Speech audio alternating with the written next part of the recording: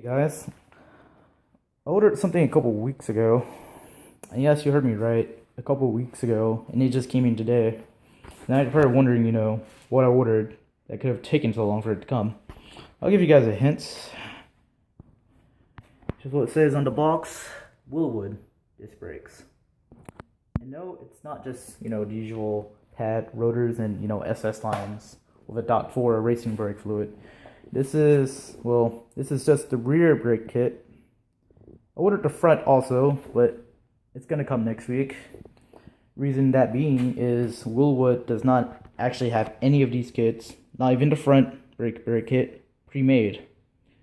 They have to custom make it when a customer orders it, hence why it takes a couple weeks for it to come.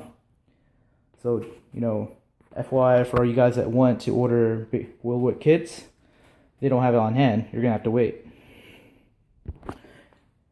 Now, you're probably wondering why I also ordered, to begin with, the specs on the front rotor or brake kit is basically 6-piston, 13-inch rotor. Rear is 2-piston, 12-inch rotors. And comparing that to the OEM front piston front rotor. Front caliper is 2 pistons, but the rotor size is about 10-ish, somewhere in the 10 range. Inch rotor size. So yeah, that is a pretty big increase in the front brakes. Now rear is still 2 pistons, except the rotor size has increased a good bit, by a good amount actually. I'm not sure about how much. I do know the rear rotors are considerably smaller than the front rotors, so it is less than 10, and going to 12 is a huge increase also. Now, you're probably wondering why I ordered the fronts and rears. Well, there's many reasons why, and you probably have heard, upgrading the rear brakes on a front wheel drive car is useless, especially, all your power or movement is being made in the front. That's where you need to stop. But there are a couple benefits you can be gained depending on the application of your car. And so, if you just drive you just daily your Civic and it's boosted, actually, you will not really benefit from even having a front brake kit. Your stock brakes will hold up fine till about, 600 wheel horsepower. My friend my friend with the K-Swap Teggy, turbo, makes about 600. He's still on stock brakes and he stops fine. All he has done is slotted rotors, upgraded hawk pads, and I don't even think it has SS lines, and it still stops amazingly. So now drag-wise, you can actually benefit. Most people, with drag cars, they're making ridiculous amount of power, Like Harry Sparks, he makes, I want to say 700. Then there's, Kevin, not the white SI guy. He just got his car up and running. It's projected to make about 900. So definitely, high horsepower drag cars, Civics, will benefit from a big brake kit up front. And, ideally you would want, you don't need a 6-piston. You probably will get away doing a 4-piston. And for rotor size, I don't think you would need, a 13-inch rotor unless you're doing passes back to back.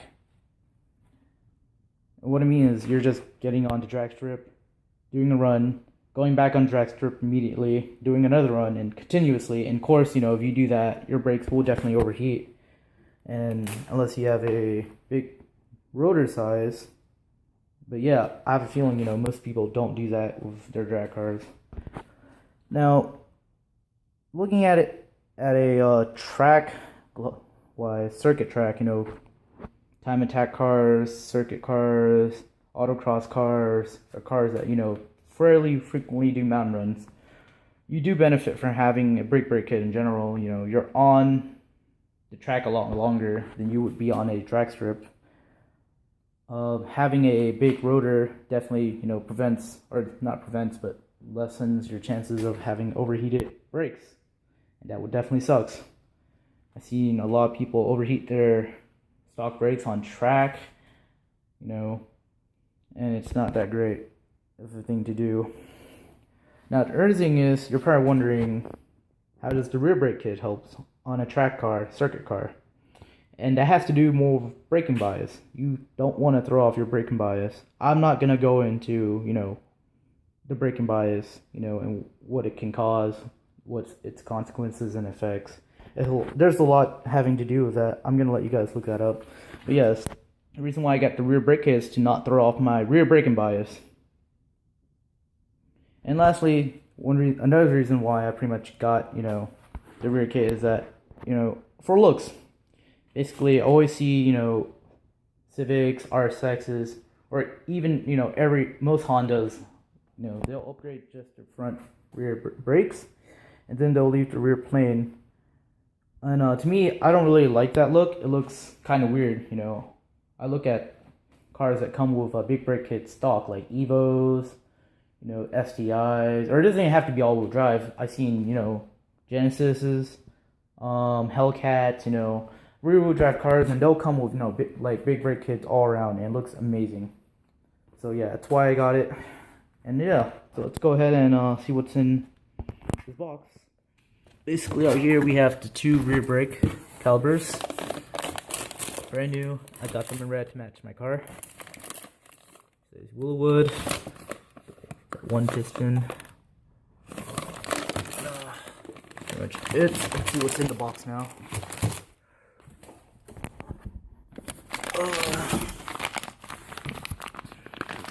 Looks like the bracket for the brake calipers. What is this? Willowwood disc brakes.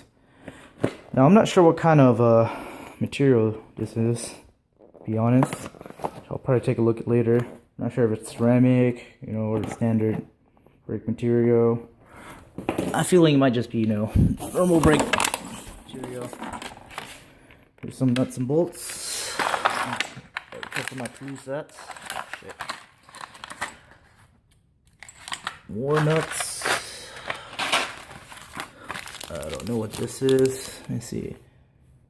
Adapter rotor registration ring. And more bolts and washers. Let me see.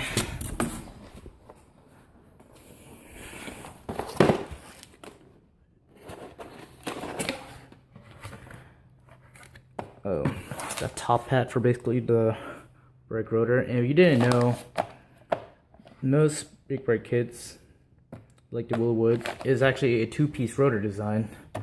So this is the top piece that goes on your rotor, or to the studs, and basically you have to screw it into the rotor. And I'll probably go over that when I make the DIY video on this. And I guess here's the other mounting hat. There's 2, of course, for the rears. And the actual rotors.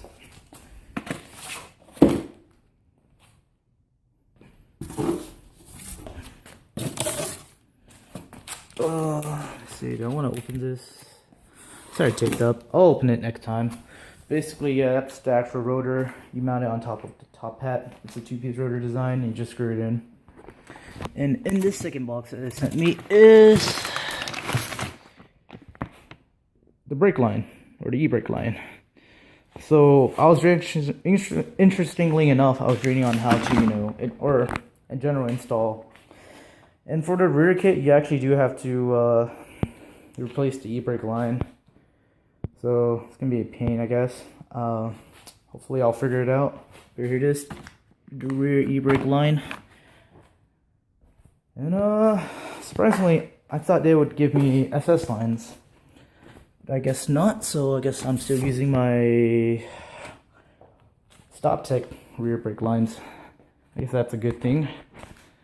As far as I do know, for the front kit, you do need to buy their special brake lines, because it has a different connector piece than the stock ones. But yep, here's everything. Willowwood rear brake kit. When pretty much the front kit comes, I'll go ahead and make a video for that. Yeah, thanks for watching.